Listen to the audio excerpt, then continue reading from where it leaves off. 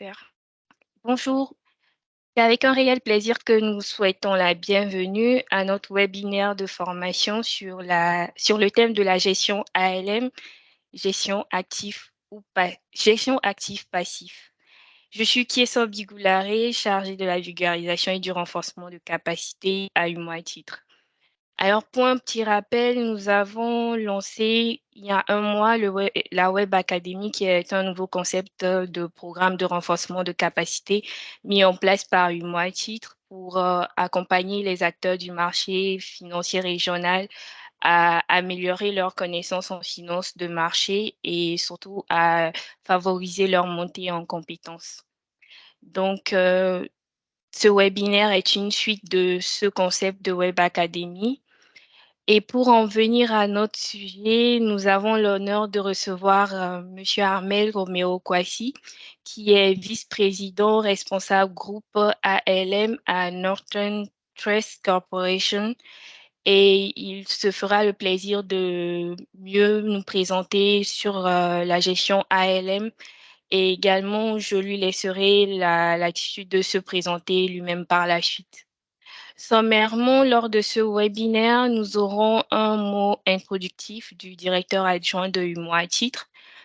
Ensuite, il y aura une présentation de l'intervenant formateur qui sera accompagné d'un cas pratique. Et enfin, il y aura une session de questions-réponses au cours de laquelle nous aurons à prendre les questions que vous avez, vous, en tant que participant, de pouvoir poser dans le chat lors de la présentation de l'intervenant. Je vais à présent accorder la parole à Monsieur Ouattara pour son mot introductif. Monsieur Ouattara, vous avez le micro. Parfait, j'ai ouvert le micro. Merci, Madame Bigoulari. Je voudrais vous remercier pour ce mot introductif. Je voudrais commencer déjà par remercier Monsieur Kwasi, Roméo. Merci d'avoir accepté notre invitation sans hésitation, je voulais préciser, et d'accompagner les efforts de développement et d'approfondissement de notre marché sous-régional. UOMOATIT est une institution sous-régionale créée par le gouverneur de la BCAO sur autorisation du Conseil des ministres. Donc, nous avons un rôle d'accompagner les États dans la mobilisation des ressources sur le marché domestique. Ça s'entend le marché des 8 pays qui constituent notre union. Nous avons des efforts à faire en termes de promotion, de vulgarisation des bonnes pratiques et de promotion. Dans ce cadre-là, nous avons des actions de renforcement de capacité. Je voudrais citer le programme de certification CISA UMOA que nous mettons en œuvre. Nous invitons les acteurs à adhérer massivement à ce programme-là pour uniformiser déjà les niveaux et avoir des connaissances minimum pour le marché. Je pense que c'est important. Nous avons un effort de vulgarisation du marché dans son ensemble au niveau de la population. Mais dans le cadre des Web Academy, nous avons souhaité réserver cette formation-là aux professionnels. C'est un sujet d'actualité, la gestion active-passive, eu égard au contexte qui prévoit en ce moment dans le monde entier et dans notre région aussi. Je pense qu'il y a beaucoup d'institutions, que ce soit au plan international, qui ont été confrontées à la remontée des taux. Et aussi, il y a des problématiques de financement au niveau des États, que ce soit sur le marché international que le marché domestique en termes d'accès aux ressources. Nous avons la chance que depuis un moment sur notre marché, nous avons en tout cas un certain retour à l'appétit des investisseurs. C'est une très bonne chose. Peut-être sans garder la parole pendant longtemps, Roméo, je voulais une fois de plus te remercier pour ta disponibilité et retourner la parole à Madame Bigoulari pour la suite du programme. Merci, Monsieur Ouattara, pour cette introduction qui plante le décor sur le thème du webinaire de formation. Cela m'amène à annoncer notre intervenant, expert sur le sujet, qui nous expliquera plus en détail sur la gestion ALM et nous partagera avec, bien évidemment, ses expériences. Monsieur Kwasi, vous avez la parole. Merci, Madame Bigoulare. Est-ce que vous m'entendez très bien? Je vous reçois très bien. Nous vous Ok, recevons. excellent. Et vous pouvez m'appeler, peut-être que j'ai vécu trop longtemps aux États-Unis, vous pouvez m'appeler Armel. pour que ça aille, ou Roméo pour que ça aille plus rapidement. C'est toujours un plaisir pour moi, en fait, de participer à un webinaire avec des cadres et professionnels africains. Et Monsieur Banassi, on a fait l'école d'ingénieurs de statistiques ensemble en Côte d'Ivoire et c'était vraiment un plaisir, en fait. Pour moi, c'est toujours un honneur, en fait, en réalité, de parler aux cadres et aux dirigeants africains. Et si je peux partager ou si on peut échanger un peu plus sur mon expérience et puis également les idées que vous avez, hein, je pense que c'est toujours intéressant. Alors, l'agenda d'aujourd'hui, en fait, je vais parler brièvement de ce que j'appelle ma journée, brièvement de mon expérience et puis de la banque, la Northern Trust. Je vais parler également de la gestion active-passif avec une perspective américaine. Ça fait longtemps, en fait, j'ai quitté la Côte d'Ivoire, je crois que j'avais 20 ans, je crois, je ne me rappelle plus bien de la date. Donc, j'ai passé la plupart de mon expérience en Europe et aux États-Unis. Donc, j'ai une perspective de ce côté-ci, mais je pense que les problématiques sont plus ou moins équivalentes. Et ensuite, on pourra discuter de la Silicon Valley Bank. Et à la fin de ma présentation, on pourra parler un peu du futur. Alors, j'aimerais, avant d'aller dans le détail, ça fait peut-être 30 ans que je n'ai pas fait une présentation en français, donc je voudrais m'excuser en avance. Que ce soit mes slides ou mes présentations ont toujours été en anglais. Je pense que mon français est toujours bon, donc ça va, mais de temps en temps, je serai obligé d'utiliser un mot anglais parce que certainement que je ne connaîtrai pas la translation exacte euh, en français. Alors, je pense, chaque fois que je fais une présentation ou un webinaire, peut-être que c'est lié à la culture américaine, j'ai toujours pensé que c'était intéressant de connaître là d'où je viens. Et je suis né en Côte d'Ivoire, à Abidjan, et je suis vraiment fier de cela. En fait, l'Afrique, c'est un continent qui est amazing. Diplômé de l'NCA, et M. Banassi, c'était l'un de mes très proches amis. Donc, nous avons fait un parcours ensemble. Ensuite, je suis allé en Europe travailler. J'ai fait le diplôme de l'École supérieure de commerce à Paris. Ensuite, une carrière en finance avec KPMG et GE Capital à travers l'Europe, en Allemagne, aux Pays-Bas, en Angleterre. Et ensuite, j'ai toujours été assez intrigué en fait par les États-Unis et par Wall Street. Donc, je suis passé par les États-Unis avec un MBA à la Wharton School et ensuite dans plusieurs grandes institutions aux États-Unis, institutions privées. Aux États-Unis, la Citibank, M&T Bank, State Street Corporation et Northern Trust. Alors aujourd'hui, je suis le directeur mondial de la gestion active-passif pour la Northern Trust Corporation. Je voudrais passer peut-être quelques minutes pour parler de la Northern Trust pour que pour que vous compreniez un peu la perspective et puis le contexte et également par rapport à ce que je vais, par rapport à la discussion, vous aurez une meilleure approche en fait de certains des idées et puis des commentaires que je vais faire. La Northern Trust Corporation, c'est une institution qui a 133 ans. Alors, nous avons notre siège à Chicago. Je suis à Chicago en ce moment. Je dois prendre l'avion tout à l'heure pour New York. Nous sommes une banque d'investissement privée et de gestion d'actifs. Nous gérons environ 1,7 trillion, c'est-à-dire 1700 milliards de dollars d'actifs pour tiers. Et nous avons environ 10 000 milliards de dollars d'actifs que nous administrons pour les tiers. Et notre bilan financier en lui-même, il est 155 milliards de dollars. Pour vous donner un peu une perspective de la banque. Et nous sommes une banque globale, comme je l'ai dit, en fait, avec une présence à travers plusieurs continents. Malheureusement, nous n'avons pas un siège en Afrique, mais nous avons beaucoup de clients en Afrique. Et nos clients, pour notre banque, nos clients sont les sovereign funds, les institutionnels, et ce que j'appelle les ultra high net worth, ce sont les grosses fortunes. Aux États-Unis, par exemple, on gère 20% des grosses fortunes aux États-Unis. Donc, la plupart des clients que je gère en général, ce sont des clients qui ont un portefeuille de milliards de dollars. Pour vous donner une idée à peu près de la banque, en fait. Donc, nous sommes très impliqués en Afrique.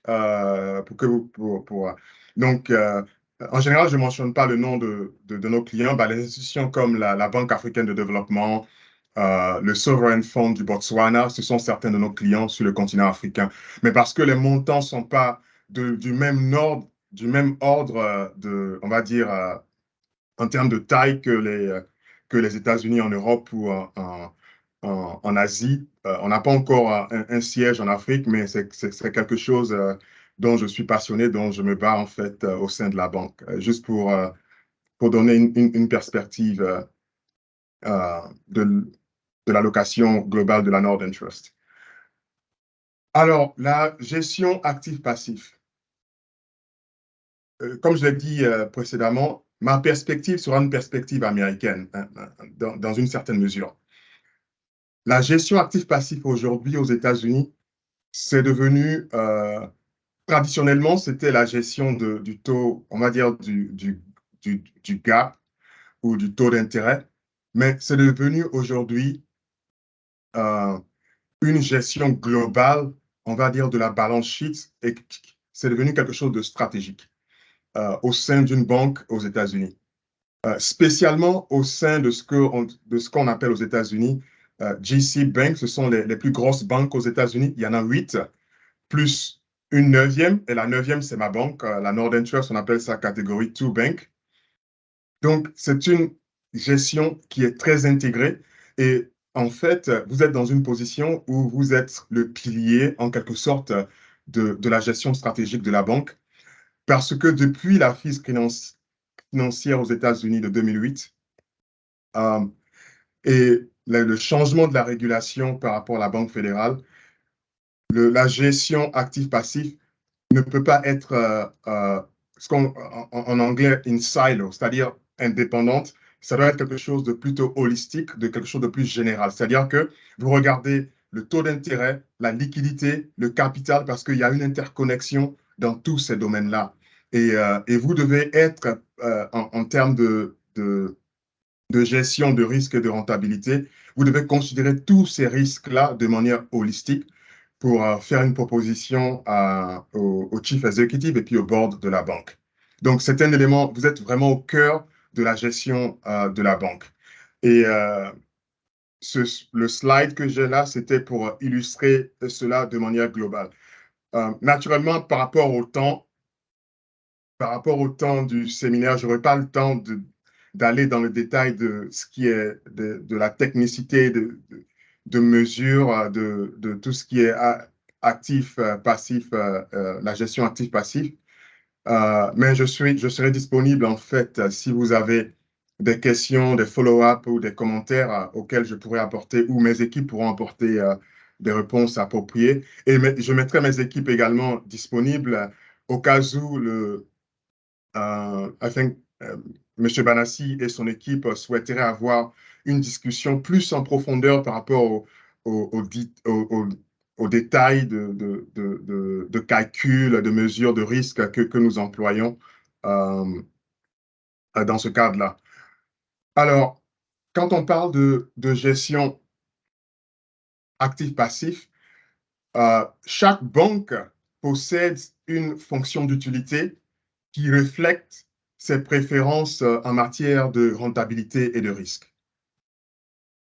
Et vous donner une perspective de ce côté-ci, chaque année, mes équipes, en fait, préparent ce qu'on appelle Risk Appetite Statement.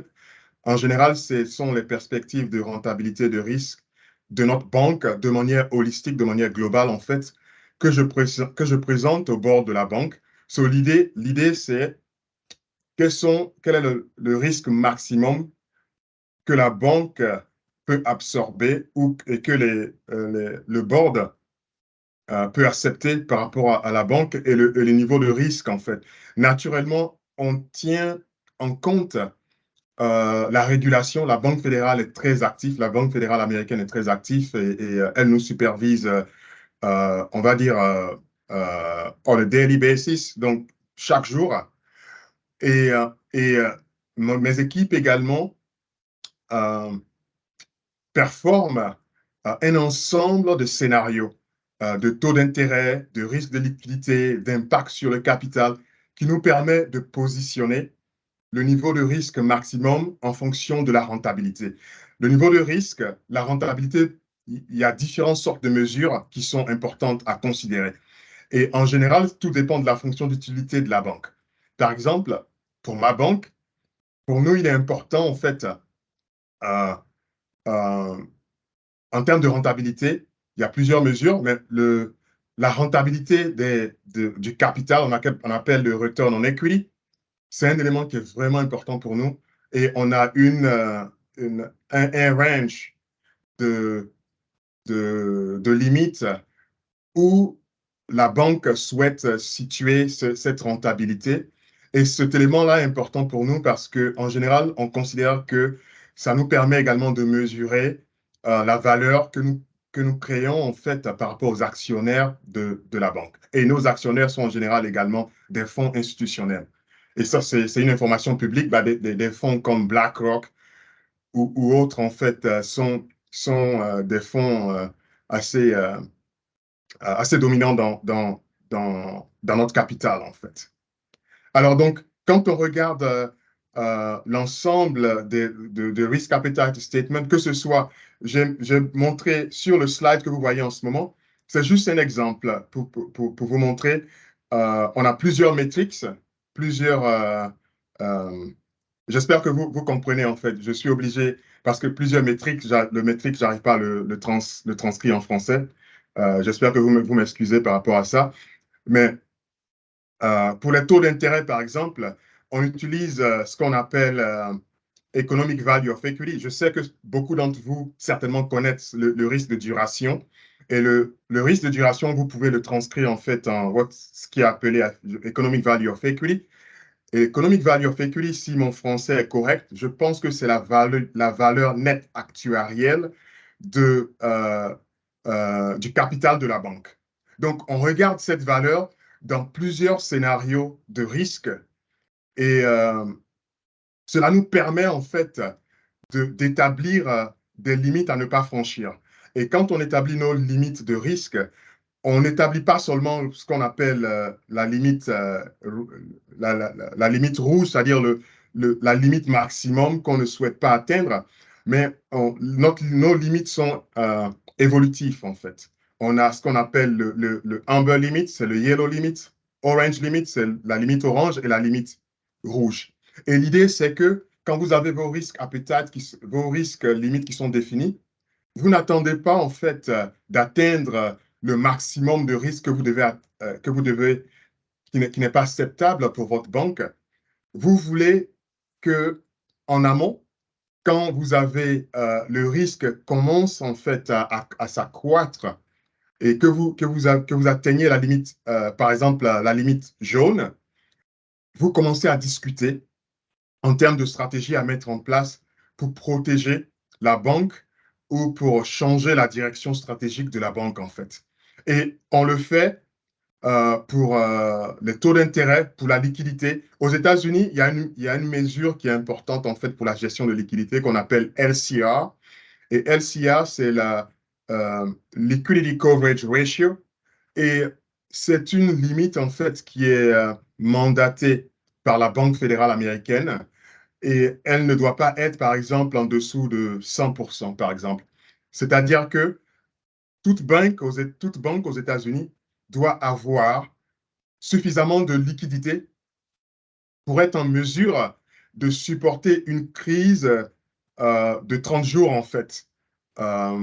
S'il y a, par exemple, les dépositeurs de la banque qui retirent leur argent ou si on a une crise au niveau de la valuation des positions de hedging, par exemple, on doit pouvoir avoir suffisamment de liquidité pour manager cette crise-là, par exemple. Et par exemple, c'est un élément important, surtout quand on parle de la SVB, de la Silicon Valley Bank, c'est quelque chose qui est très important.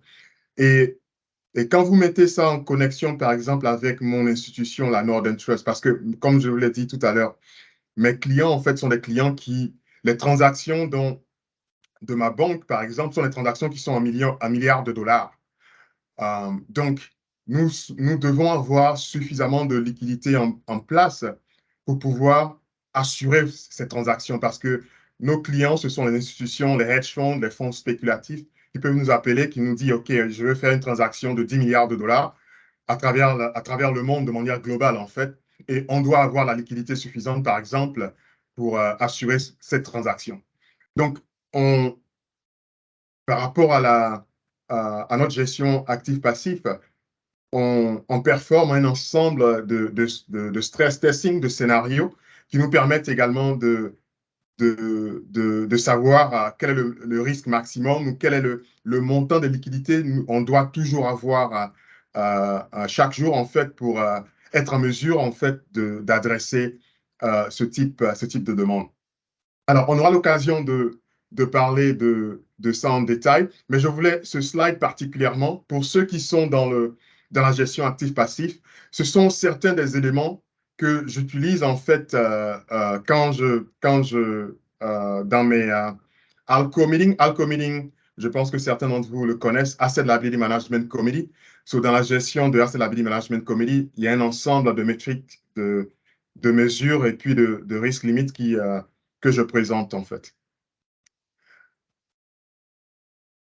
Le slide suivant, c'est juste pour vous donner une idée de ce qu'on appelle Liquidity Coverage Ratio, qui est un élément important dans la gestion d'actifs. Quand vous pensez à la gestion d'actifs, vous avez le risque de liquidité qui peut être un risque immédiat. Parce que, à supposer que vous avez un run on a bank, à supposer que tous vos dépositeurs viennent à votre porte et réclament leur argent, aux États-Unis, c'est la mesure que nous utilisons en fait pour nous assurer que nous avons un contrôle en fait sur ce risque de liquidité. Le risque de taux d'intérêt, c'est un risque qui est un peu plus, on va dire, de medium terme parce que en général, on a le temps en fait d'apprécier ce risque-là. Et le risque sur nos fonds propres, également, c'est plutôt un risque de long terme. Mais en général, le risque de liquidité, si vous pensez par exemple, l'analogie que je peux utiliser, c'est l'analogie un peu personnelle. En fait, quand vous gérez, vous êtes père de famille, vous gérez votre maison, en fait, quels que soient les investissements que vous avez, pour faire tourner votre maison, vous avez besoin de cash pour acheter de la nourriture, etc. Et quand vous n'avez pas ce cash, c'est une contrainte. Et ça ne signifie pas que vous n'êtes pas riche ou que vous n'avez pas de asset, mais ça signifie simplement que vous êtes contraint. Et cette contrainte peut avoir des effets amplificateurs qui peuvent vous mettre en faillite, en fait. Alors, donc, c'est important pour nous de mesurer ce risque de court terme. Et c'est très régulé par la Banque fédérale. Donc, c'est une information que nous publions, en fait, à la Banque fédérale tous les jours. Alors, le prochain slide. En introduction, j'ai indiqué, en fait, que la gestion actif-passif, c'est quelque chose de restrictif. En réalité, mon rôle aux États-Unis, on utilise plutôt le terme de balance sheet management. Et par rapport à ma banque, je suis en charge de la balance sheet management au niveau mondial par rapport à ma banque, en fait. Et l'idée, en fait, c'est que je suis responsable de tout l'ensemble des risques de manière holistique, que ce soit le risque de taux, le risque de liquidité, et je suis responsable également de tout ce qui peut impacter la balance de notre banque, que ce soit les positions qui sont off-balance sheet, en dehors de la balance sheet, parce que comme je l'ai indiqué tout à l'heure, nous avons 1,700 milliards de fonds que nous manageons pour les tiers. Mais ce qui se passe, en fait, c'est que ces fonds peuvent faire appel, en fait, à un support financier de la banque principale. Donc, je dois avoir une appréciation de ce risque. En termes de business, quand nos différents business, en fait, offrent des produits financiers à nos clients, je dois être, ils doivent tenir en compte, en fait, les directions que je leur apporte en termes de quel est le prix maximum qu'on peut offrir à notre clientèle et quel est le rendement que je souhaite, en fait, que ces clients puissent avoir quand ils viennent dans notre balance sheet. Donc, je dois regarder, je suis dans une position où, en quelque sorte, je screen l'ensemble de ces risques-là et en relation chaque fois avec la rentabilité. Donc, une partie importante de mon travail, en fait, c'est de regarder la stratégie globale de la banque et de voir, en fait, comment est-ce qu'on peut optimiser notre balance sheet aujourd'hui et dans le futur. Et est-ce qu'on est bien positionné euh, sur le cycle euh, économique et sur le cycle des taux? Est-ce qu'on est bien positionné en fait pour maximiser notre rentabilité, sachant qu'on essaie de mitiguer le plus possible ou de hedger le plus possible les risques qu'on va rencontrer? Donc, c'est tout un système de management très, très, très, très global. Naturellement, j'ai des équipes en fait qui s'occupent de tous ces éléments-là en fait euh, et selon les différents éléments, il y a une technicité très avancée par rapport à la mesure de ces risques, par rapport au scénario. Et on en parlera un peu plus tard, en fait, quand on discutera, en fait, du futur de la gestion actif-passif. Et ce slide-ci, c'est une manière, en fait, d'illustrer pour ce groupe le type d'information que j'apporte en fait à, à notre board en fait chaque année. Donc chaque année, et ça c'est plutôt un exemple illustratif, je regarde la composition de notre balance sheet, là où on est, quelle est la position optimum de notre balance sheet en fonction des différents scénarios, en fonction du marché, en fonction du taux d'intérêt, en fonction des risques de liquidité, en fonction de notre position de capital. Et certaines mesures, en fait, qui sont critiques pour nous, en fait. Et pour certains d'entre vous qui sont dans la banque et qui sont qui participent au Asset Liability Management Committee et qui sont impliqués de manière stratégique, en fait, dans la gestion de la banque, vous devez être en mesure, en général, de transcrire tous les éléments techniques que vous mesurez, en fait, en élément, on va dire, stratégique pour le président ou le conseil d'administration de votre banque. Et en général, naturellement, je parle, mon slide, il a une perspective américaine. Certains éléments qui sont importants pour nous, en fait, quand je discute en général avec un membre du conseil d'administration, c'est le return of equity, c'est-à-dire le retour en investissement, le retour sur les fonds propres la position des fonds propres, on appelle CET1 ratio. CET1 ratio, c'est la partie des fonds propres qui est euh, la plus liquide ou disponible pour la banque, en fait, pour faire face à des chocs immédiats. Et ce qu'on appelle également le Tier 1 leverage. Le Tier 1 leverage, en français, c'est pour votre niveau de fonds propres, quel est le multiplicateur en termes d'endettement de la banque, en fait. Et ce qu'on appelle le Economic Value of Equity, je pense qu'en français, c'est la valeur actuarienne nette de vos fonds propres. C'est une mesure qu'on regarde, en fait, pour différents niveaux de taux d'intérêt. Et le OAD, le Option Adjusted Duration, je pense que c'est la mesure de duration, je pense que c'est la même chose en français. Option Adjusted, c'est juste pour dire que ça tient en compte les optionnalités dans votre balance sheet. Si vous avez des options, si vous avez des loans, des prêts, vous avez des dépôts de vos clients, ce sont des produits qui naturellement ont des options qui sont impliquées. Et NII, ça signifie la marge de taux d'intérêt, le net interest income de la banque. Je vais passer rapidement sur, je regarde un peu le temps, je crois que j'ai encore 15 minutes en fait pour couvrir la gestion actif-passif. Donc, ce slide-ci, c'est juste montrer de manière holistique comment est-ce que je regarde en fait, je gère la balance sheet de ma banque en fait. Je regarde le capital, CET1, je regarde les scénarios qui impactent le capital, ce qu'on appelle CK, le stress testing. Naturellement, je regarde le ratings, parce que quand on émet des actions, des bons obligataires, ça c'est important pour nous. Je regarde le leverage par rapport à nos fonds propres, quel est notre niveau d'endettement, tout ça c'est important, ça permet, et quelle est la limite maximum de croissance de la balance que le conseil d'administration souhaite avoir. Le NSFA, c'est Net Stable Funding Ratio, c'est le risque de liquidité à 90 jours. Et LCA, c'est le risque de liquidité à 30 jours. Et je regarde également l'allocation en fait de notre balance, ce qu'on appelle current balance sheet positioning. Et naturellement, nous avons également la régulation de la Banque fédérale, qui sont ce que j'appelle regulatory requirements from the Federal Reserve Bank. Et aux États-Unis en général, la Banque fédérale est assez active, c'est-à-dire que c'est tous les jours, nous avons on appelle ça les examinations, c'est quasiment des examens.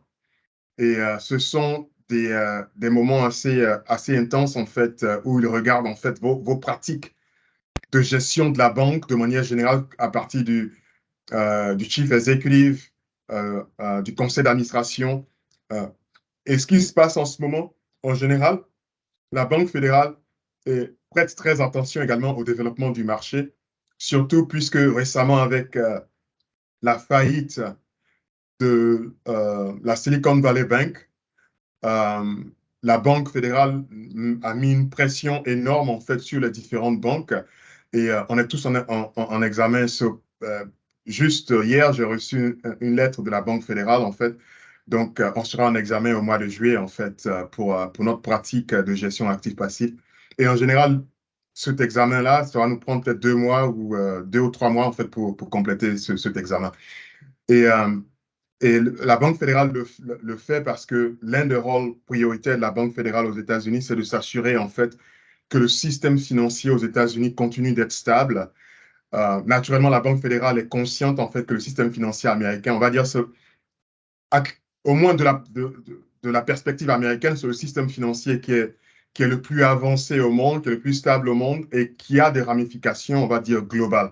Donc, la Banque fédérale veut s'assurer en fait que les banques qu'elle considère les plus importantes, comme je l'ai indiqué tout à l'heure, on appelle les GSIB, c'est Systemically Important Institution.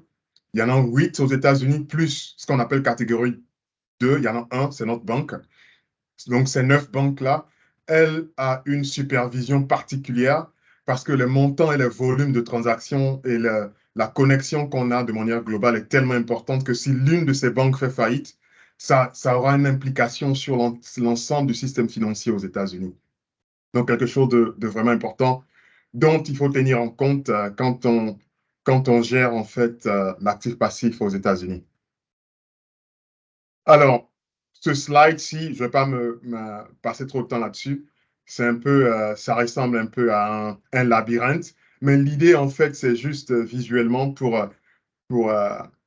illustrer, en fait, ce que j'ai, l'un des points que j'ai mentionné, c'est que la gestion active-passive aujourd'hui aux États-Unis, c'est une gestion qui est une gestion de la balance sheet de la banque et elle est très stratégique et holistique, en fait, par rapport à la banque. Donc, c'est vraiment la gestion à la fois l'optimisation à la fois de la liquidité, le risque de taux d'intérêt, le capital, pour permettre à la banque d'évoluer de manière raisonnable et d'atteindre son objectif de rentabilité. J'interviens assez souvent quand je peux, en fait, dans certaines de conférences aux États-Unis, en fait, pour parler justement de cette intégration de la gestion actif-passif. Sur la gestion en général, elle est devenue stratégique. Le Asset Liability Management Committee, certains parmi vous, par rapport aux questions que je vois dans le chat, sont très familiers à ça. Si vous avez une perspective traditionnelle de ce comité, de plus en plus, at least, dans la perspective américaine, c'est le comité le plus stratégique de différentes banques aux États-Unis, en fait. C'est devenu le comité le plus important dans toutes les banques aux États-Unis, et parce que c'est le comité qui permet, en fait, de regarder tous les risques et la rentabilité de manière holistique, en fait, et de regarder le off-balance sheet, les positions en dehors de la balance, les positions de différentes business units de votre banque. Et également, c'est le comité qui permet également de comprendre un peu mieux, en fait, la dynamique et l'interaction, en fait, de la liability de la banque. J'ai oublié le mot en français de liability. Je crois que c'est le passif de la banque. Le passif de la banque, il y a plusieurs instruments. Ça peut être les dépositeurs, par exemple. Et les dépositeurs, comprendre en fait la réaction des dépositeurs, c'est quelque chose d'important également quand on veut déployer une stratégie d'investissement pour une banque. C'est ce que j'appelle behavioral modeling. Et donc, en général, la gestion actif-passif, c'est quelque chose c'est une gestion très proactive, en fait, de la gestion. Dans ma banque, si vous donnez un exemple, en fait, donc, dans les 9 banques aux États-Unis, on va dire qu'il y a 9 directeurs de gestion actif-passif. On se connaît plus ou moins, on se connaît tous. Wall Street, c'est grand, mais en même temps, c'est très petit. Donc, on se connaît tous. On est toujours en conversation par rapport à comment positionner les balance sheets de nos banques, en fait. C'est une position assez, on va dire, assez stressante, mais également assez intéressante, en fait, par rapport à comment est-ce qu'on peut mieux gérer la banque, en fait. Mais ça, c'est une perspective du côté des États-Unis. Naturellement, il y a des différences et puis des nuances, en fait, par rapport au continent africain.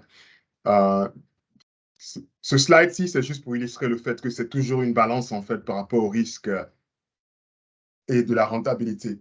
Et j'aimerais me poser peut-être une minute par rapport à ce slide-ci. Vous avez entendu beaucoup parler de la Silicon Valley. Donc, la Silicon Valley, c'est une banque qui est spécialisée, en fait, qui permet de mettre à la disposition des startups et des capital risques des fonds, en fait. Et leur financement vient surtout de dépositeurs. Je pense qu'en français, c'est dépositeurs, je pense, ou les clients. Alors, c'est important, en fait, de comprendre et de mesurer le risque qui vient des deposits, les fonds que vous recevez de vos clients. Alors, de ce côté-ci, aux États-Unis en général, quand on parle des fonds, et particulièrement pour ma banque, parce que nos clients sont des clients qui déposent des milliards de dollars, en fait, et que nous devons gérer pour eux.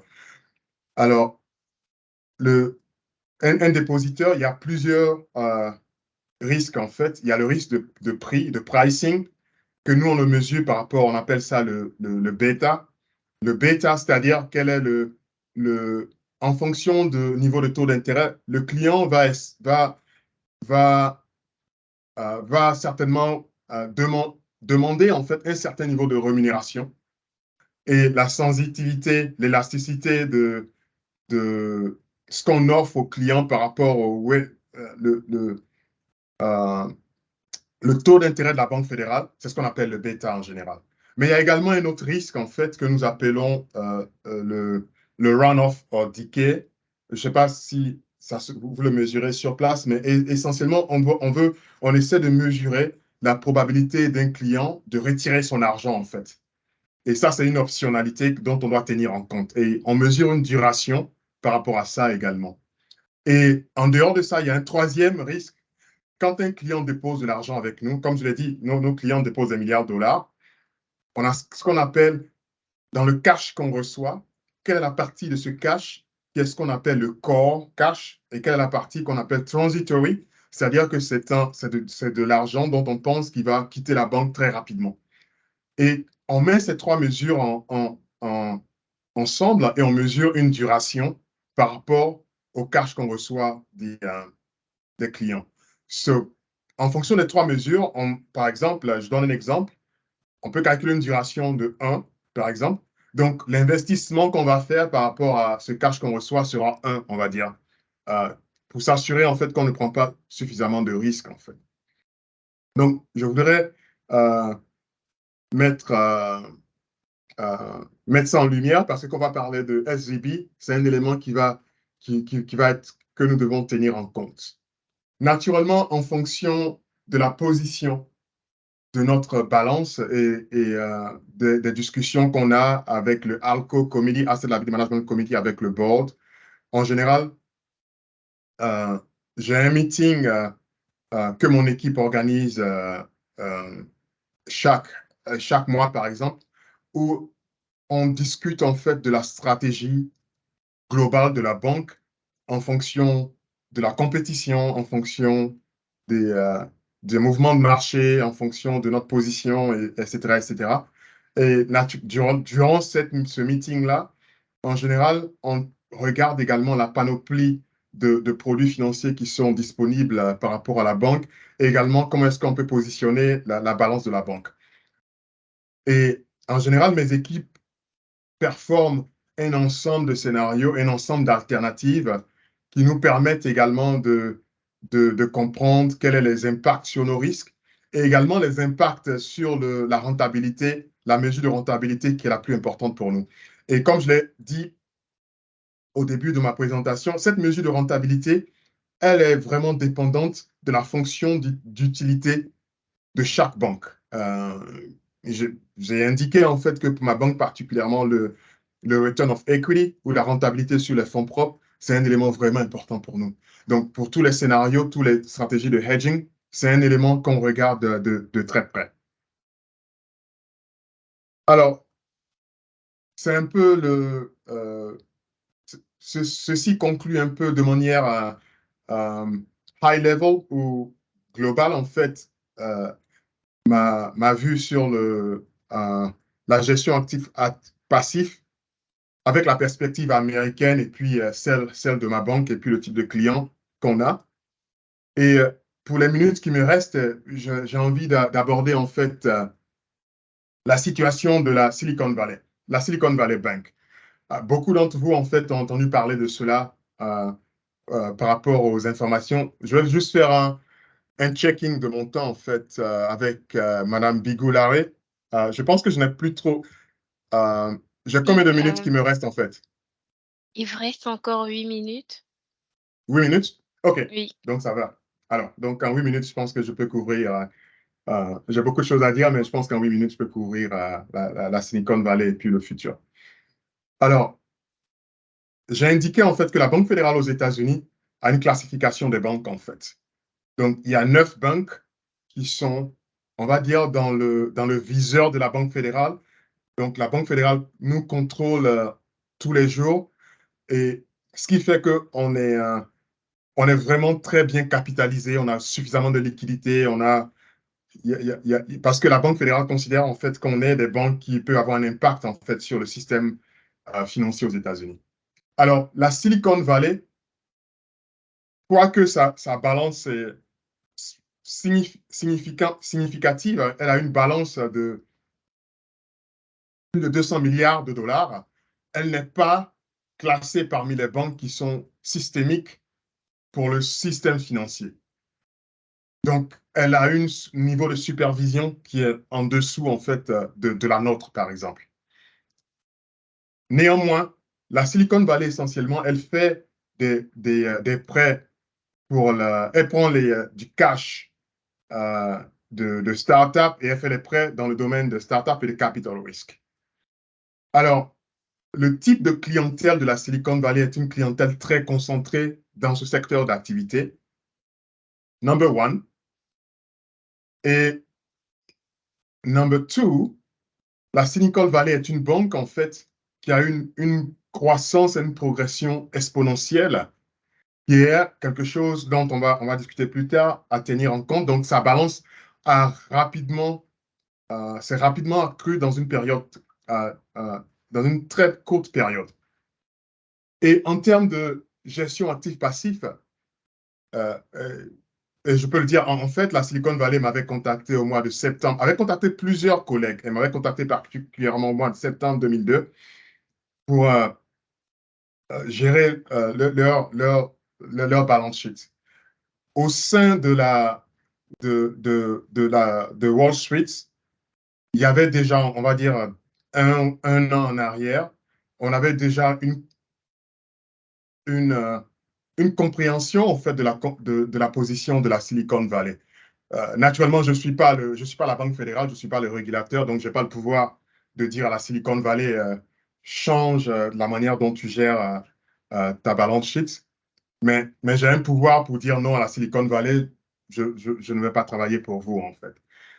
Donc, de mon point de vue, ce qui s'est passé à la Silicon Valley, c'est quelque chose qui était préventif. Et je vais expliquer cela, en fait. Alors, j'ai indiqué, en fait, la Silicon Valley avait des deposits qui étaient très concentrés dans le secteur des startups. Au-delà de ça, la Silicon Valley avait, elle investissait dans des bons obligataires. Je dis toujours à les personnes qui sont, quand on gère une banque, un bon obligataire n'est pas sans risque. C'est une misconception de dire qu'un bon obligataire, le bon du Trésor américain, il n'est pas sans risque. Le bon du Trésor américain n'a pas un risque de crédit parce que le Trésor américain ne va pas faire défaut. OK? Mais le bon de Trésor américain a un risque de duration, a un risque de taux d'intérêt. Donc, selon la longévité de ce bon, vous devez comprendre la longévité de ce bon par rapport, vous devez mettre la longévité de ce bon par rapport au passif que vous avez. Et ce qui se passe à la Silicon Valley, nous étions dans une période de taux d'intérêt très bas et naturellement, les investissements de la Silicon Valley ne leur rapportaient pas suffisamment par rapport à ce qu'ils devaient payer par rapport à leurs dépositeurs. OK?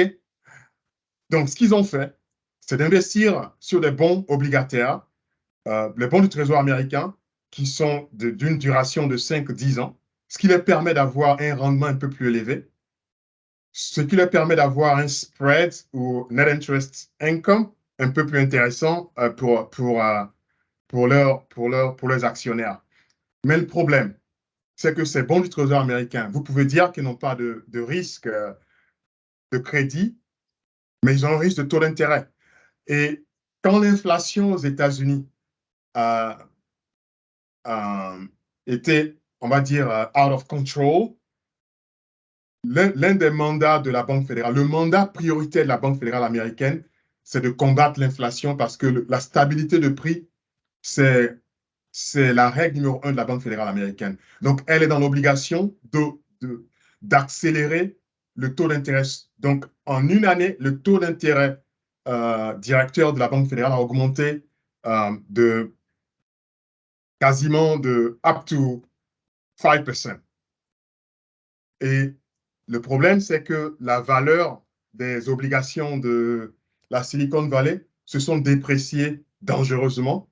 Et donc, quand les clients de la Silicon Valley ont commencé à réclamer leur argent, la Silicon Valley était obligée de vendre ses assets à perte sur le marché. Et elle a vendu ses assets à 1,8 million de pertes, quasiment. Donc, elle était obligée de réclamer une infusion de capital aux alentours de 2 milliards plus, pardon, et pour renflouer ses caisses, pour pouvoir faire, on va dire, payback the depositor. Et quand vous regardez la balance de la Silicon Valley, il y a un élément comptable qui est très important. Je ne sais pas si c'est la même chose en Afrique, mais aux États-Unis, quand on investit dans des bons obligataires ou des assets en général, on a l'option de les classifier de manière comptable. On a ce qu'on appelle available for sale ou ce qu'on appelle held to maturity. Et de manière comptable, quand on les classifie held to maturity, c'est-à-dire que ce sont des assets qu'on a à disposition, les assets qui vont rester dans notre balance sheet jusqu'à maturité, en théorie, il n'y a pas de risque. Mais le problème, c'est que si le passif où les dépositeurs de la banque réclament leur argent, vous serez obligé de vendre ces assets et de payer en fait les dépositeurs. Alors donc ça, c'est l'erreur fondamentale en fait de la Silicon Valley. Et il y a une mesure particulière. Et tout ce que je dis par rapport à la Silicon Valley, ce sont des choses qui sont publiques parce que dans le rapport annuel, le rapport trimestriel, la Silicon Valley a toujours montré ces éléments-là, en fait. Donc, en quelque sorte, il y a eu également une négligence de la Banque fédérale en termes de supervision. Et j'ai indiqué euh, le Economic Value of Equity de la Silicon Valley.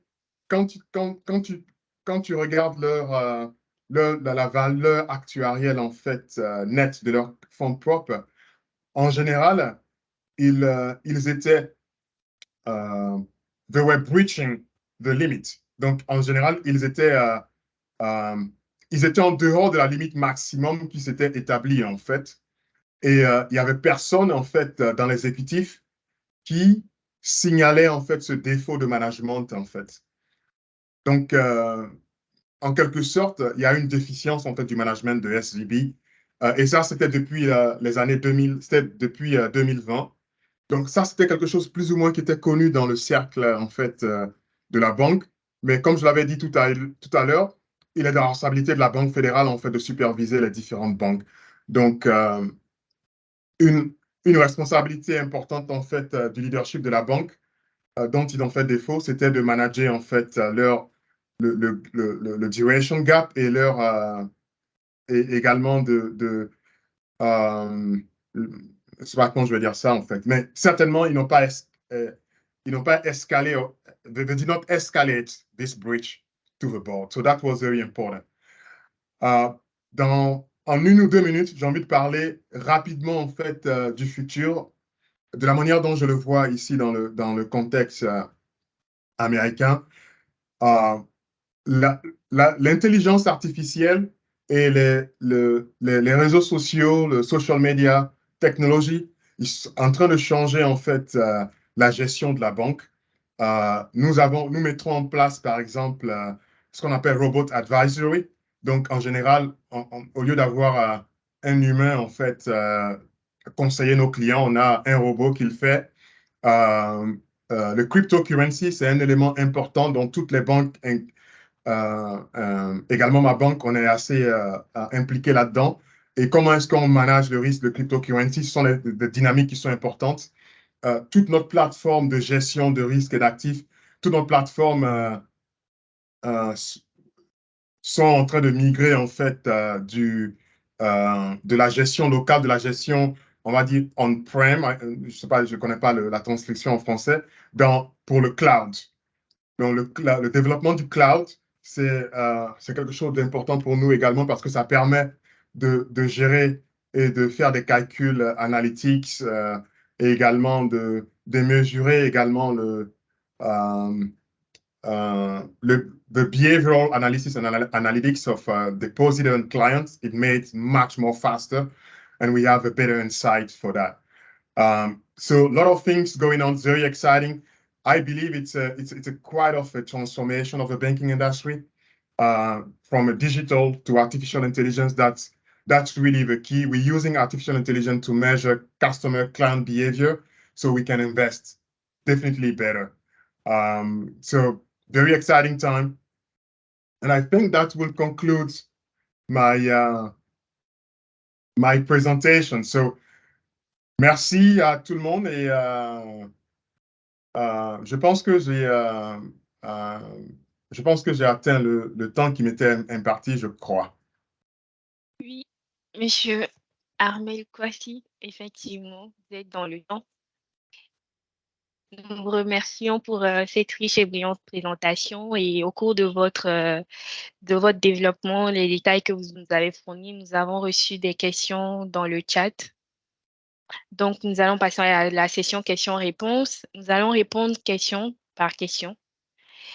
Je vais vous partager la première question qui nous est parvenue, celle de monsieur Hachi, qui souhaite savoir quels sont les points abordés dans le cadre de vos ALCO. Alors, je l'ai dit tout à l'heure, le Asset Liability Management Committee, aux États-Unis, depuis les années 2008, il y a une transformation globale. Le Asset Liability Management Committee, c'est un comité stratégique de la banque.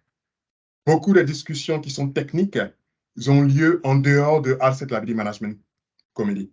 Donc, les points qui sont abordés, c'est stratégiquement, aujourd'hui, par rapport à la compétition, comment est-ce que je positionne la balance de la banque? Comment est-ce que je positionne à la fois le off-balance sheet et la balance de la banque dans les 5 années à venir? Comment est-ce que la rentabilité de la banque, la trajectoire de la rentabilité par rapport au risque? Comment est-ce qu'on optimise cela? Comment est-ce que, par rapport à notre clientèle, comment est-ce qu'on optimise aux différents produits financiers? Comment est-ce qu'on price ces produits financiers?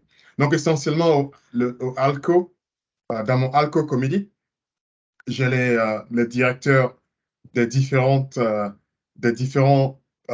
produits de la banque. J'ai le CFO. Et naturellement, j'ai les directeurs des différents risques. Donc, l'idée, c'est, pendant ce comité, permettre d'avoir la direction stratégique de la banque, euh, aujourd'hui et dans les années à venir, en fait. Donc, ça, c'est la dynamique, en fait. Donc, on tient compte du marché, développement du marché, la tour des courbes, la compétition, nos risques, et que ce soit au niveau du taux d'intérêt, de la liquidité, du capital, le positionnement, la réputation. Et aujourd'hui, par exemple, il y a quelque chose de nouveau. Le risque de climat, par exemple, c'est quelque chose parce que la Banque fédérale américaine est très pousse pour le risque climatique. C'est quelque chose dont on tient compte. J'espère que cela répond à la question, en fait.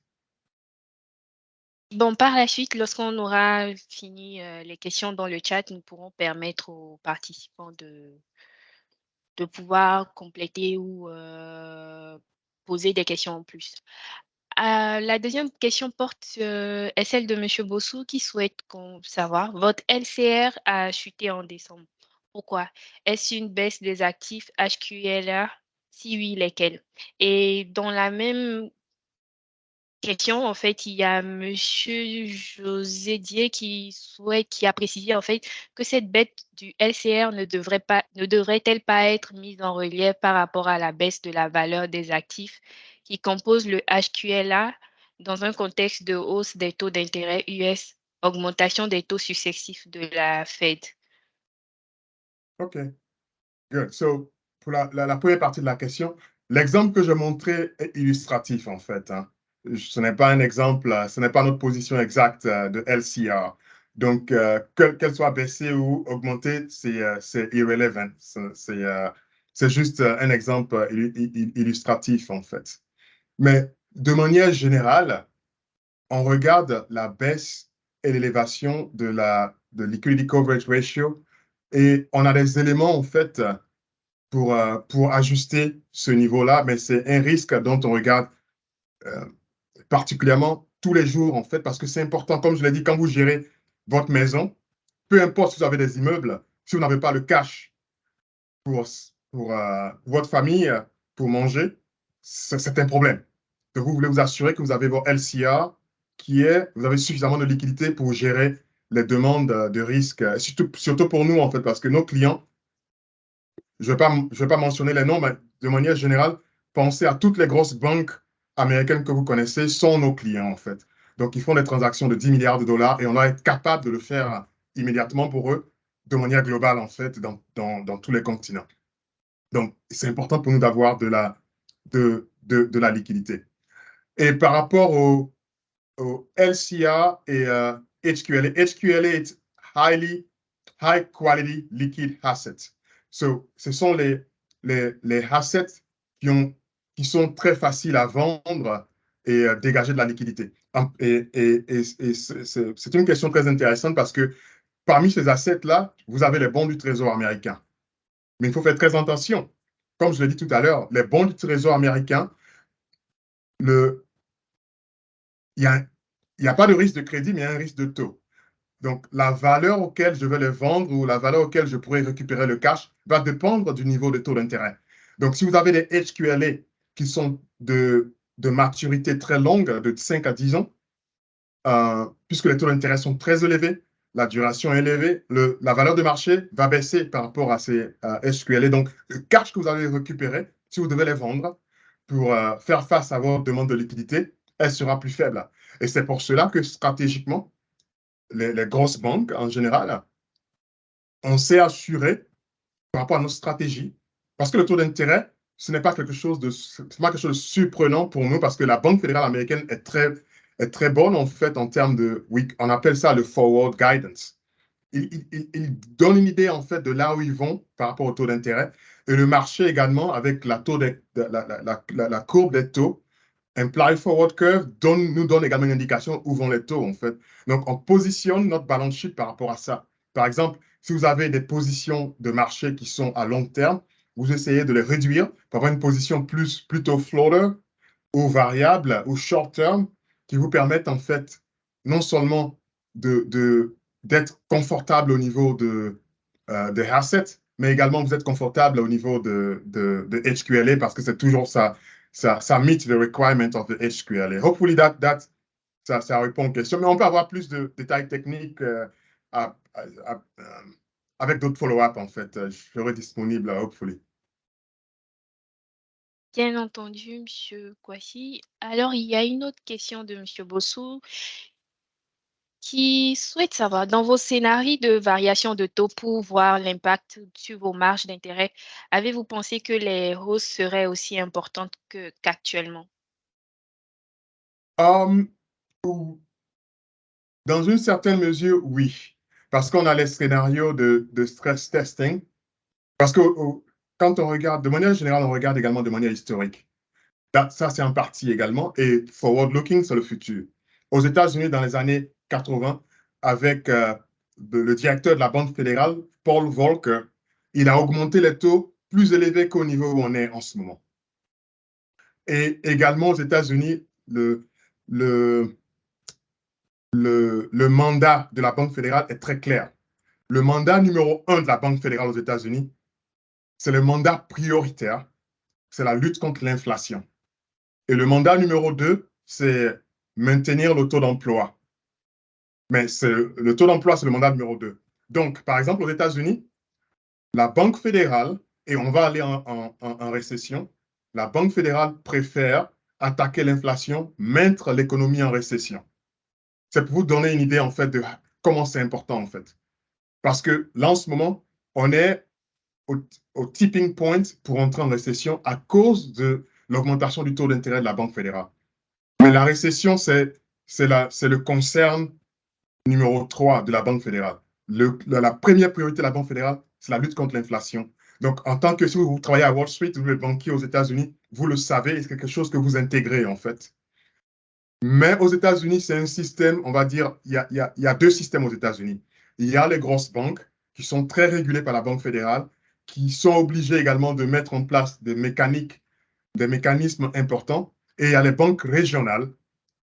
Et la SVB, Silicon Valley, c'est classé parmi les banques régionales et qu'ils ont une marge de manœuvre, en fait, et qui également, on va dire, qu'ils font on va dire, qui bêtent, je crois que je vais appeler ça bête en français, qui, à la limite, qui font un pari, en fait, sur la direction des taux d'intérêt. Donc, par exemple, la Silicon Valley, elle a fait un pari sur le taux d'intérêt. Elle se dit, la Banque fédérale va augmenter le taux, mais ils ne pensent pas peut-être que la banque allait augmenter le taux à ce niveau-là. Donc, ils sont un peu moins supervisés, ils ont plus cette latitude, mais je pense que la régulation est en train de changer déjà, là, parce que c'est très dynamique. Donc, dans les années à venir, dans cette année, on va dire, la régulation va changer. Donc, les banques régionales auront également une supervision qui sera un peu plus renforcée. De mon côté, je ne peux pas me permettre de faire ce pari-là, en fait. Je ne fais pas de pari, en fait. Je regarde le guidance de la Banque fédérale, je sais ce qui s'est passé dans le passé, je sais comment la direction, les choses vont se passer. Donc, je budgétise en fonction, en fait. Donc, dans mes scénarios, j'ai des scénarios de 400, de 500% de taux d'intérêt, en fait.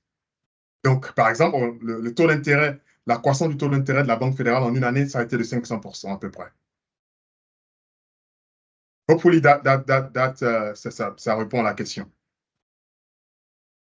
Ok, donc la question suivante est celle de Traoré, qui a deux questions. La première est celle de savoir comment évaluez-vous concrètement la probabilité de retirer le cash de vos gros clients. Et sa deuxième question est de savoir si avez-vous une direction des risques? Si oui, quelles sont vos interactions avec cette direction? Oui, on a une direction des risques et notre interaction est journalière. En fait. Naturellement, mon objectif, même si je mesure les risques et tout ça, mon objectif, c'est de faire de l'argent pour ma banque de manière globale. Mais tenir en compte les risques. On a une direction des risques et on interagit tous les jours. En fait, ce matin, j'ai interagi avec ma direction des risques, en fait, et hier également. Donc, c'est constamment parce que c'est un élément, c'est un élément important, en fait. Et j'ai raté, en fait, la seconde partie de la question. Quelle est la seconde partie? Vous pouvez me répéter la seconde partie de la Ok, question, s'il vous plaît? c'était de savoir comment évaluez-vous concrètement la probabilité de retirer le cash de vos gros clients. Good question. Et je pense que ça, c'est une question où il y a une différence, peut-être, vous pouvez me corriger, peut-être entre les États-Unis et l'Afrique. Naturellement, le niveau de, de data qu'on a disponible, d'infrastructure, n'est pas la même, j'imagine, aux États-Unis qu'en Afrique, parce que c'est toujours un pays émergent par rapport à ces domaines-là, en fait.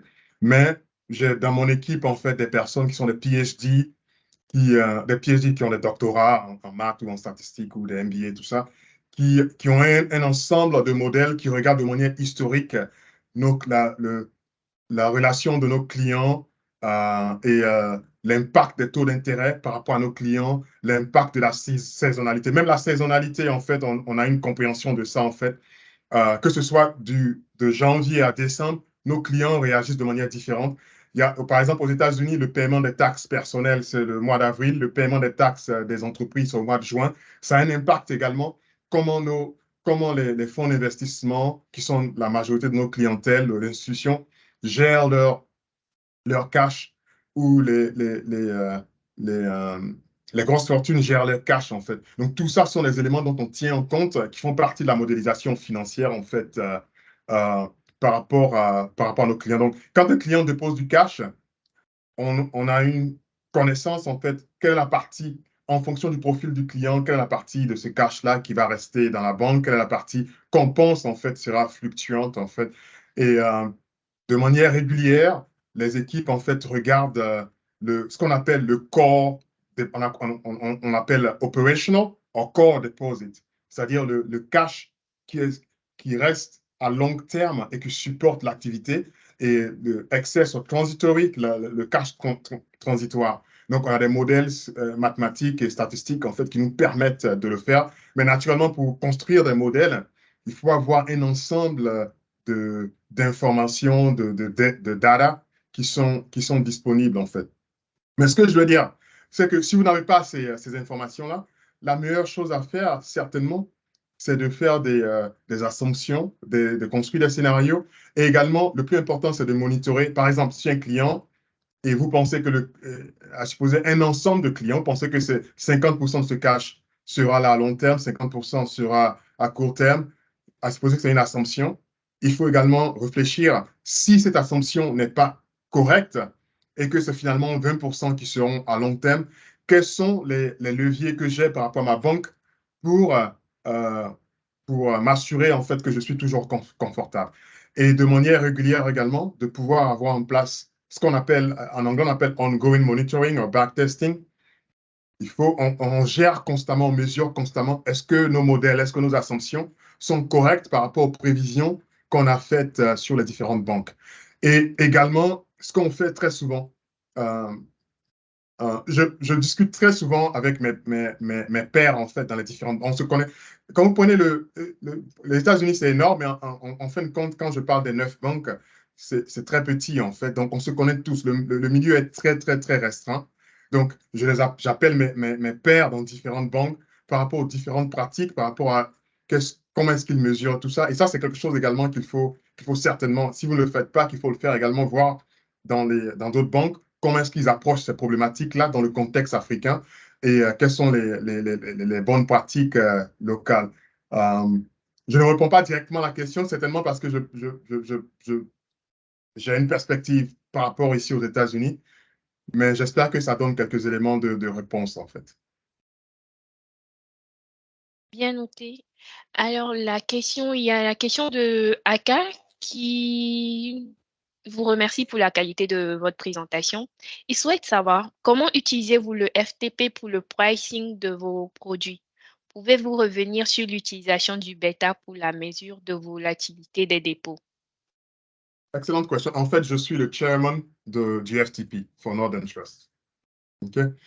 Donc, le Fund Transfer Pricing, c'est un élément vital de la banque parce que quand on prend pour une compagnie de manufacturing, pour n'importe quelle compagnie, qui laisse une compagnie qui crée des voitures, vous devez connaître vos coûts et votre marge et les produits. Et le FTP, c'est la même chose pour la banque. Donc, vous ne pouvez pas connaître vos rentabilités si vous n'avez pas un FTP committee en place et avec un exécutif à la tête de ce FTP également.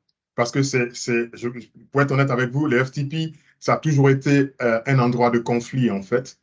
Et le FTP, on l'utilise pour s'assurer, en fait, qu'on price les risques de manière effective et pour tous nos produits, pour tout, on tient en compte le coût du risque, en fait. Et ça, c'est important. Et on s'assure également que la marge qu'on effectue, elle est distribuée également de manière équitable.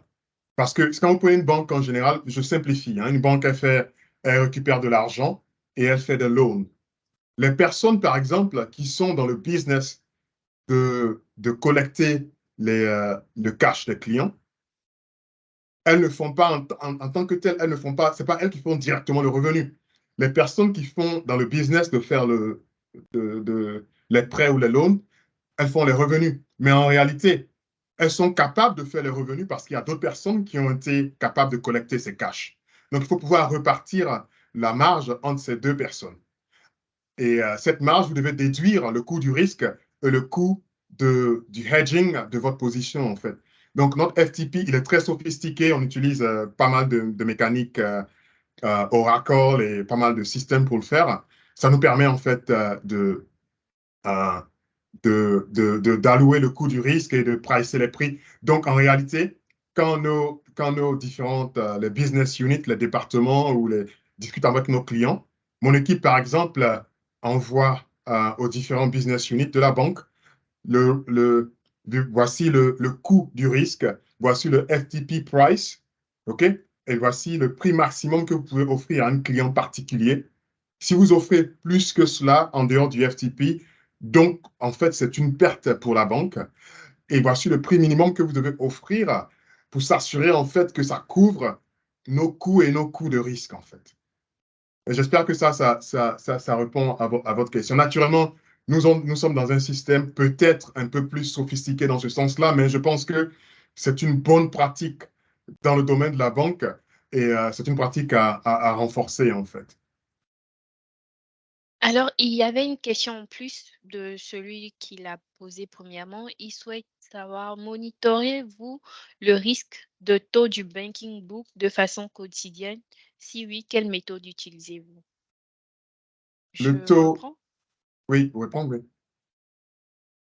OK. Alors, Monitorez-vous le risque de taux du banking book de façon quotidienne? Si oui, quelle méthode utilisez-vous? oui, le risque de taux du banking, on le monitor de manière quotidienne. Et le risque la méthode, ben, je pense que c'est la même méthode qu'on doit utiliser certainement, mais le, le banking book, on utilise le plus important, je ne sais pas si vous utilisez la même, on a des plateformes aux États-Unis en fait qui permettent de calculer le risque de votre banking book de manière journalière. Par exemple, l'une des plateformes qui existe, qui est très populaire dans toutes les banques que vous allez passer, on utilise, on appelle ça QRM, c'est une compagnie qui s'appelle Quantitative Risk Management.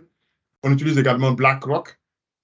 Et ça nous permet de mesurer d'évaluer en fait le banking book constamment en fait. Et dans cette plateforme, il y a les taux d'intérêt sont, vous avez le prix des taux d'intérêt, la courbe des taux d'intérêt it gets fed the interest rate curve, implied forward curve, the swaption volatility. Tu utilises les short rate models, short term models. Je ne sais pas si les modèles stochastiques et tout ça. Ça permet de calculer la market value of equity. On utilise en général les Monte Carlo simulation, 200, 1000 scenarios. Et cela permet de calculer toutes les métriques, duration, key rate duration.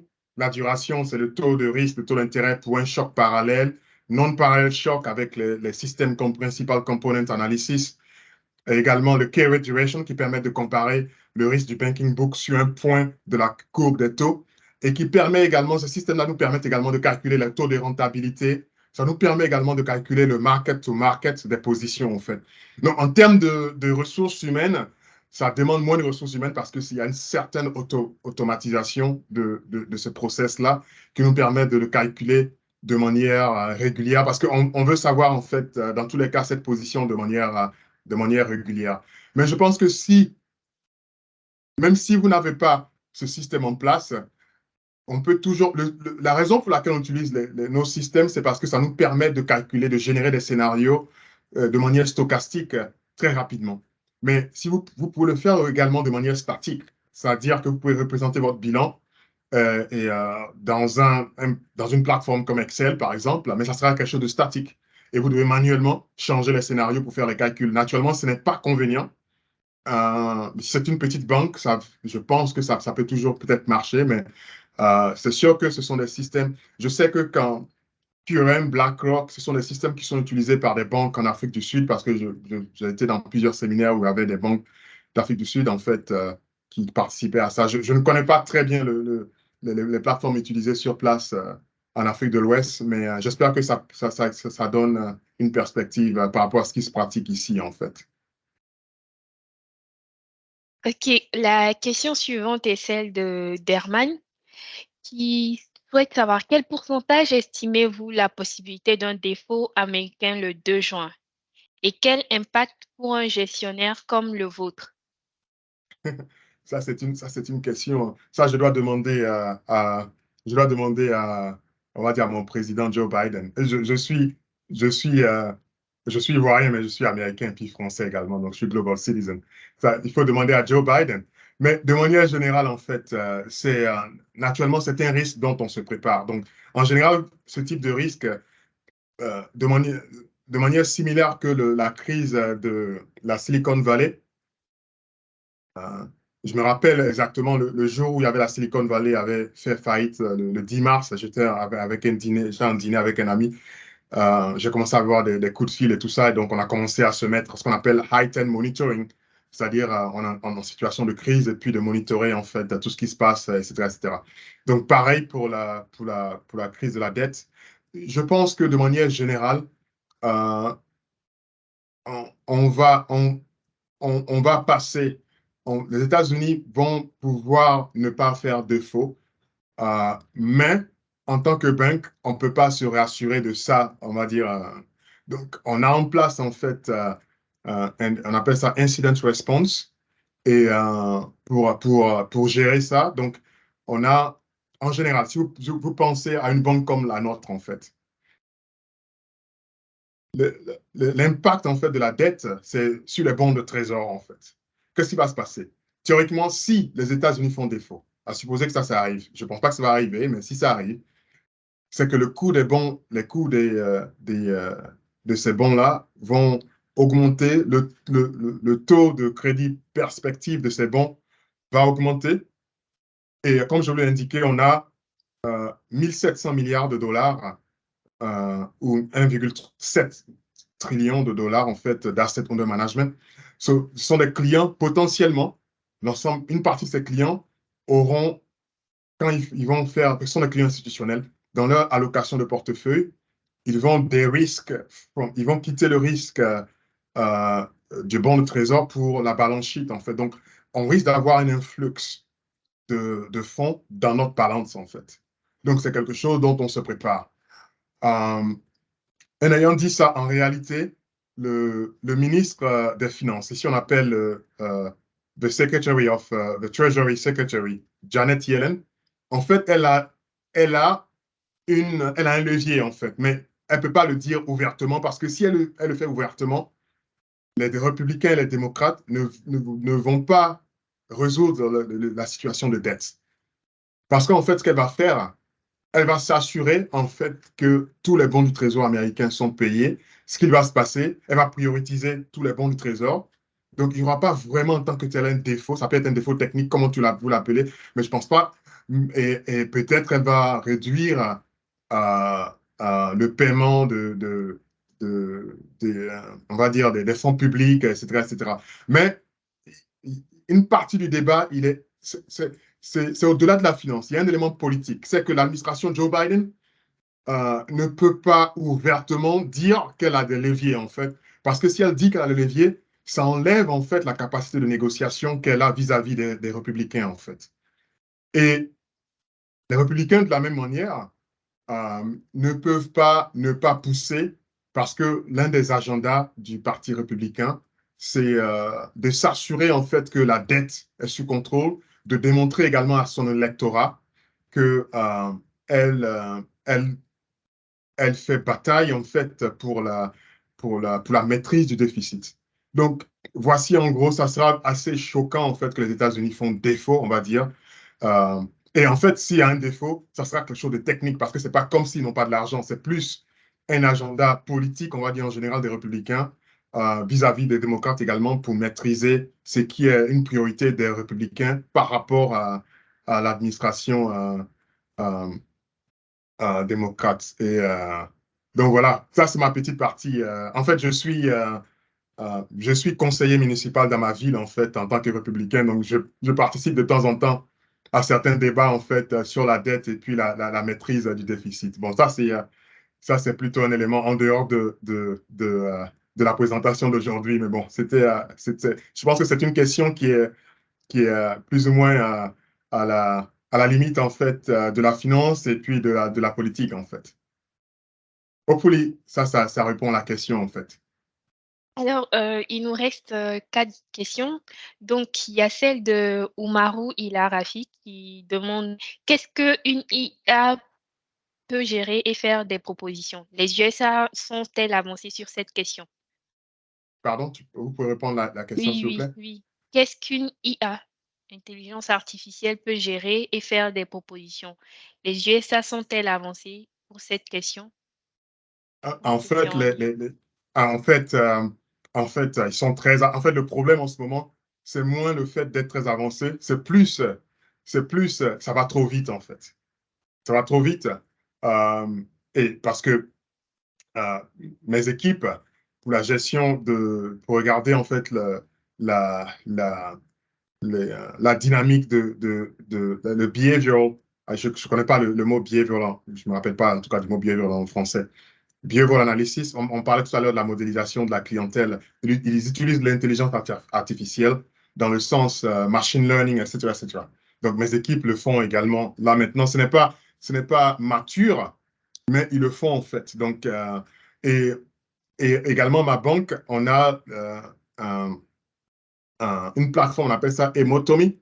Et cette plateforme-là, quand vous appelez pour la conseiller financier, la gestion de votre portefeuille, au lieu d'avoir un humain, vous avez un robot en fait qui vous parle. Là à Chicago, où je viens souvent, au lieu d'avoir par exemple à la réception de mon hôtel, j'ai les robots en fait souvent qui m'accueillent et qui, quand j'ai besoin de quelque chose, il y a le robot, j'appuie juste le bouton et Léo et Clio se déplacent, viennent à mon hôtel, à ma chambre, et puis me proposent en fait ce que je demandais en fait. Donc, l'intelligence artificielle va très vite. Et personnellement, par exemple, je conduis une Tesla. C'est amazing le nombre de choses en fait que la Tesla. Parce que pour moi, conduire une Tesla, c'est exactement conduire une voiture qui a intégré l'intelligence artificielle en fait. Donc, le problème pour nous surtout, la problématique pour nous, c'est le futur, en fait, va trop vite, en fait. Donc, en ce moment, on commence à se poser des questions. Avec ChatGPT et autres, on se pose des questions par rapport à l'éthique, par rapport à la gouvernance. Comment est-ce qu'on tient compte de tout ça, en fait? Donc, ça, c'est plus sur la problématique en ce moment aux États-Unis. C'est que, et donc, il y a un push par rapport à la Banque fédérale, par rapport aux législateurs, en termes de, j'ai l'impression, et même Elon Musk, qui en général est très favorable, en fait, au développement technologique. Elon Musk dit, oh, let's take a seat back. Il faut qu'on pense un peu comment cette chose-là avance parce que ça va très, très vite. Donc là où je suis, si vous me posez la question, la problématique pour moi, c'est que ça va très, très vite. Ça va plus vite que j'aurais pensé, en fait. Et peut-être qu'on n'a pas la compréhension ou la compréhension globale de l'impact que ça pourrait avoir sur la manière dont on travaille. Et d'ailleurs, on va dire, quand je recrute, en fait, les professionnels dans la banque, le premier compétiteur aujourd'hui aux États-Unis, euh, c'est les startups ou les entreprises en fait d'intelligence artificielle et de machine learning, parce que tous les talents vont dans ce domaine-là. Et en plus, le challenge pour nous, en fait, c'est que dans ce domaine-là, en général, tout le monde travaille de la maison et tout ça. La banque, on s'est adapté à travailler de la maison et puis d'avoir un système de travail hybride. Mais il y a un élément toujours important, une partie de nos clients, surtout les grosses fortunes ou les institutions, ils ont besoin d'un contact personnel privilégié. Donc, c'est un élément c'est toujours un challenge, en fait, pour nous, en fait. J'espère que ça répond à la question, en fait. En tout cas, d'une perspective de là où je suis, c'est mon point de vue, en fait. Ok, nous sommes à 4 minutes de la fin, mais nous allons finir les questions qui sont dans le chat. Il y a celle de Serge Patrick. Quelle place devrait prendre la modélisation du bilan dans l'ALCO ou la gestion quotidienne de la banque? La modélisation a une place critique. Je ne vois pas comment on peut faire une décision stratégique sans cette modélisation. Mais en ayant dit ça, en fait, j'aimerais apporter une petite nuance. Le asset liability management aujourd'hui, mais je pense d'une perspective, je nuance toujours parce que je veux être. La réalité, c'est que je ne connais pas très bien. Ça fait 30 ans que j'ai quitté l'Afrique, peut-être 25 ans. Donc, je ne connais pas très bien comment se passe la modélisation financière localement sur place. Mais la modélisation financière, c'est l'élément de base parce que si vous ne savez pas, vous ne pouvez pas modéliser les situations de stress, vous ne pouvez pas modéliser le futur, vous ne pouvez pas prendre une décision stratégique parce que les décisions stratégiques, vous devez la prendre avec un confort du futur, des situations de stress, et pour déployer votre cash ou pour investir votre cash. Par contre, il ne faut pas confondre. Le ALCO, ce n'est pas le forum pour la discussion de la modélisation. La modélisation, elle se discute avant le ALCO. Le ALCO, c'est une discussion stratégique de la position de risque, de rentabilité de la banque, en tenant compte de la profitabilité actuelle, future et de la fonction d'utilité de la banque. Donc ça, c'est un élément très important. Donc, autant que faire se peut, si la modélisation peut être automatisée, elle peut être efficace, effective et générer les informations très rapidement et les informations qui sont stratégiques de la manière dont vous pouvez penser. Et je le dis toujours quand je fais mes séminaires ici aux États-Unis ou les conférences, le ALCO, vous devez dire, vous avez le chief executive en face de vous, quelles sont les métriques, les métriques, the key metrics, which are priority for him to manage the bank. Donc, si vous avez cet entendement-là, ça vous permet en fait d'avoir un ALCO qui est très, très, très productif. Et j'espère que ça répond à la question. Question, l'avant-dernière question, celle de Nouveau, qui demande comment orienter l'allocation du portefeuille obligataire en termes de maturité pour une couverture optimale du risque de liquidité. Alors, Vous nous recevez? l'allocation. Oui, non, je reçois. Alors, j'ai bien Ok, compris la d'accord. question. Alors, j'imagine que c'est important dès le départ d'avoir ce que j'appelle, je l'ai mentionné rapidement, mais je ne sais pas si la traduction en français était le risque appetite or risk limit. Ça, c'est important.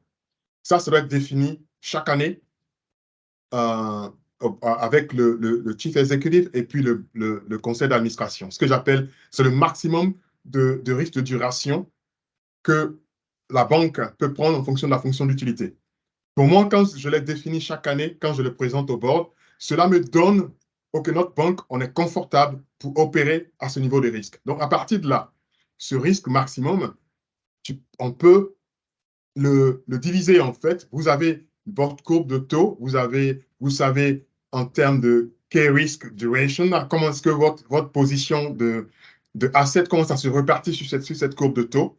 Et naturellement, vous devez tenir en compte également, comme je dis, le taux, ce n'est pas seulement le seul élément, le risque de liquidité. Est-ce que vous avez suffisamment de cash? Pour tenir en compte de ces cash, vous devez vous assurer que vous avez une partie de ces investissements qui sont suffisamment liquides, qui permettent de couvrir le risque en fait de dépositeurs qui peuvent avoir un run on the bank, right?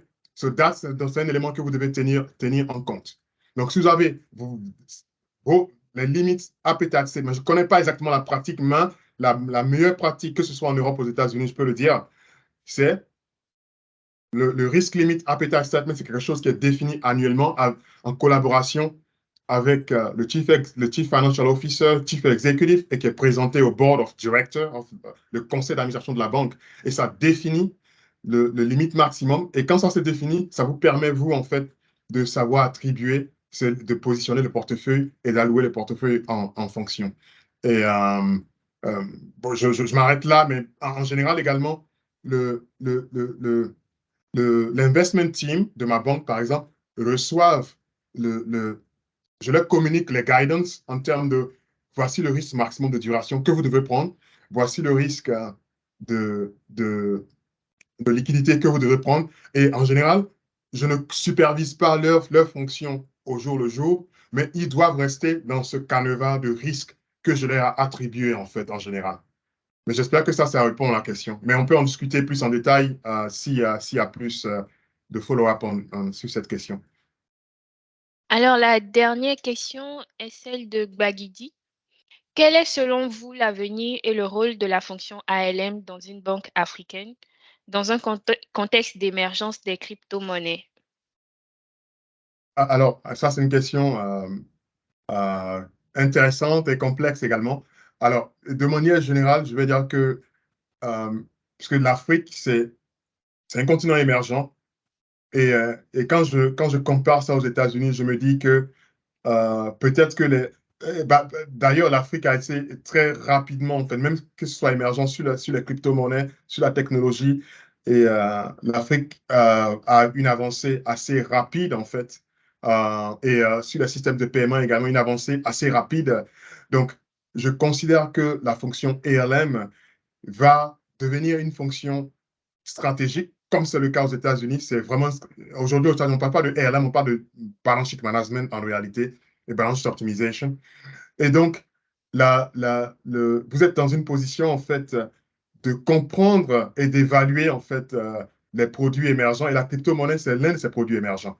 Et par contre, puisque la crypto-monnaie, les risques comme la liquidité, les risques comme les risques de fraude ou la cyber security deviennent des risques qui sont importants pour la gestion de la banque. Même si ce ne sont pas des risques qui sont particulièrement des risques de cybersécurité, ce n'est pas un risque directement mesuré par le ALM, mais ce sont des risques qu'un practitioner de ALM doit être conscient.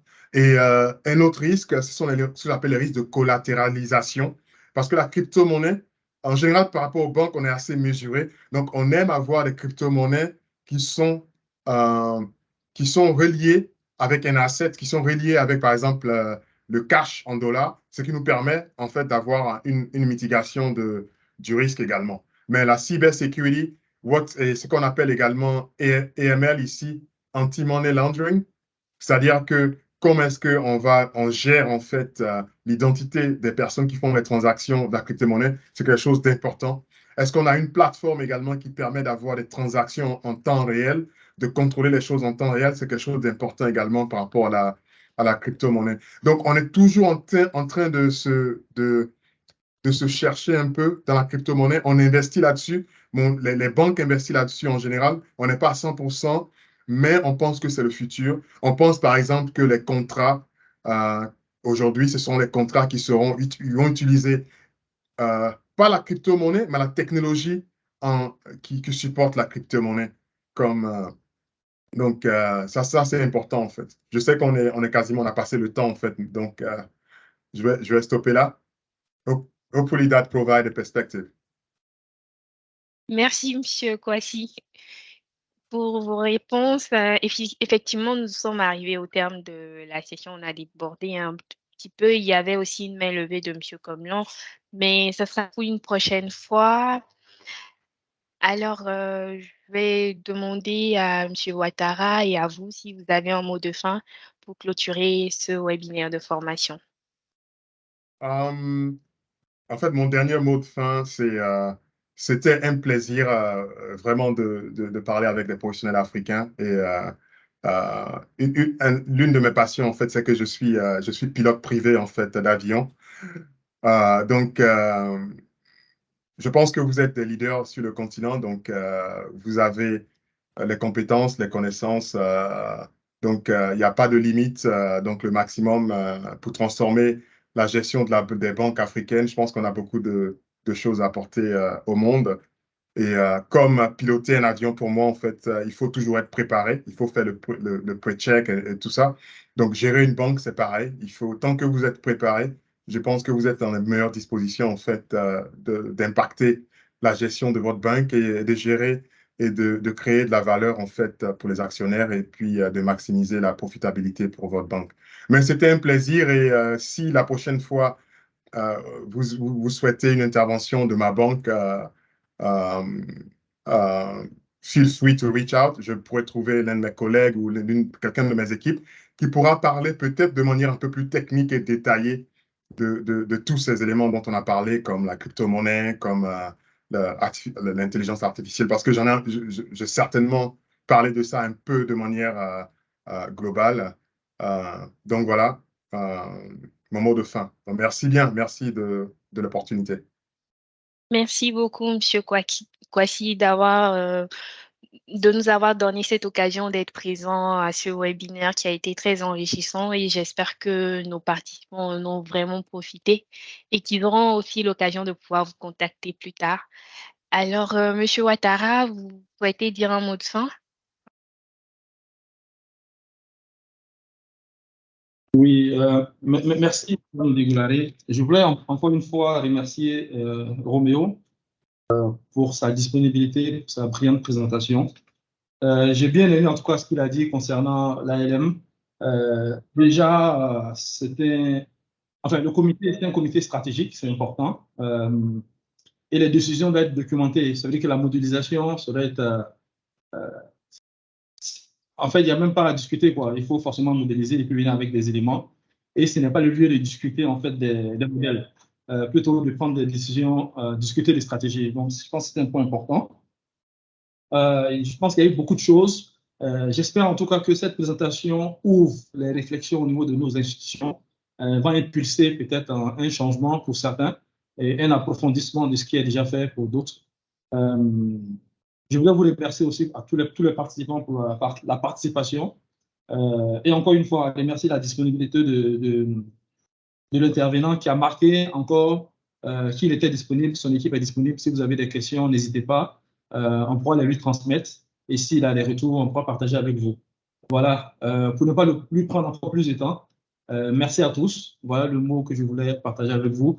Et que nous, UEMOATIP, nous sommes encore disponibles pour vous accompagner dans les efforts de développement de notre marché régional. Merci, Roméo. Merci. Merci, Monsieur Merci. Ouattara. Merci, Monsieur Kwasi. On se dit